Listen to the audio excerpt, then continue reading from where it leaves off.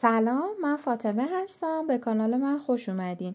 داریم گلدوزی رو از صفر از پایه با هم دیگه یاد میگیریم. کوک بخیه و کوک برگشتی رو یاد گرفتیم. توی این ویدیو میخوایم دو مدل کوک ساق دوزی رو یاد بگیریم که یه مدلش ساده هست و یک مدلش به اصطلاح بهش میگن کوک شکسته یا کوک نیمتاب. برای کوک ساده سوزن رو از زیر پارچه رد میکنیم و یک کوک ساده میزنیم. برای کوک دوم شما وسط کوک اول رو در نظر بگیرید و سوزن رو دقیقاً از وسط کوک اول و از کنار نخ در بیارین. دقت کنید که نخ کوک اولتون توی دوخت نره. اون یه مدل دیگه است که حالا بهتون توضیح میدم. سوزن رو در میاریم. دقت کنید اصلا نخ ما داخل سوزن نرفته، یعنی نخ‌ها با هم دیگه قاطی نشده.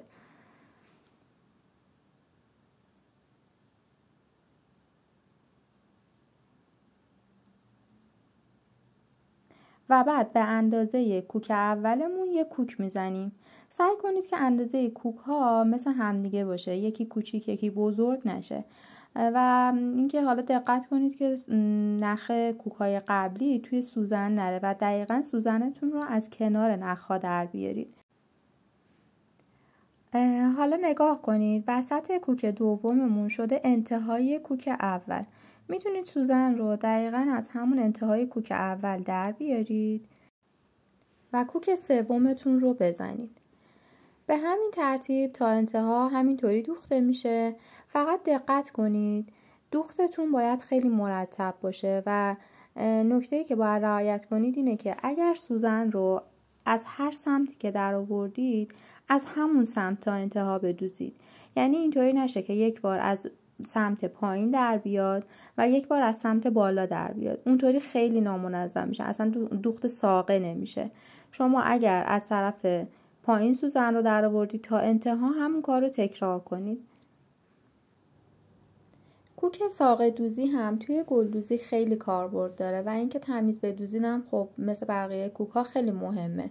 برای دوختن ساقه گل ها میتونید ازش استفاده کنید و خب کاربردش خیلی سلیقه‌ایه. تو جاهای دیگه بستگی به سلیقه خودتون داره که بخواید ازش استفاده کنید.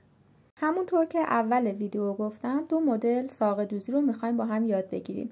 این مدل اول و مدل ساده بود. ویدیو رو تا انتها نگاه کنید که مدل بعدی رو هم با هم دیگه یاد بگیریم. مدل بعدی اسمش ساقه دوزی شکسته یا نیمتاب هستش. نحوه دوخت مثل ساقه دوزی ساده هست با یه تفاوت کوچیک. کوک اول رو ساده میزنیم و کوک دوم رو دقیقاً سوزن رو از وسط کوک اول و از وسط نخ در میاریم. یعنی در واقع نخ رو میشکنیم. به همین دلیل بهش میگن کوک شکسته یا کوک نیمتاب. پس متوجه شدیم که تنها فرق این کوک با ساقه دوزی ساده این هستش که توی ساقه دوزی ساده وقتی که سوزن رو میخوایم از زیر پارچه در بیاریم دقیقاً از کنار نخ کوک قبلی در میاریم.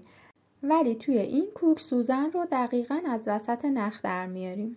مثل کوک ساقه دوزی ساده انتهای کوک اول و وسط کوک دوم رو در نظر بگیرید و دقیقاً نخ رو از همونجا در بیارید. این دو مدل کوک رو هم حسابی تمرین کنید تا دستتون راه بیفته. لطفاً ویدیو رو لایک کنید، کامنت بذارید و کانال منو سابسکرایب کنید. تو ویدیوهای بعدی کوک های بیشتری رو با هم دیگه یاد میگیریم.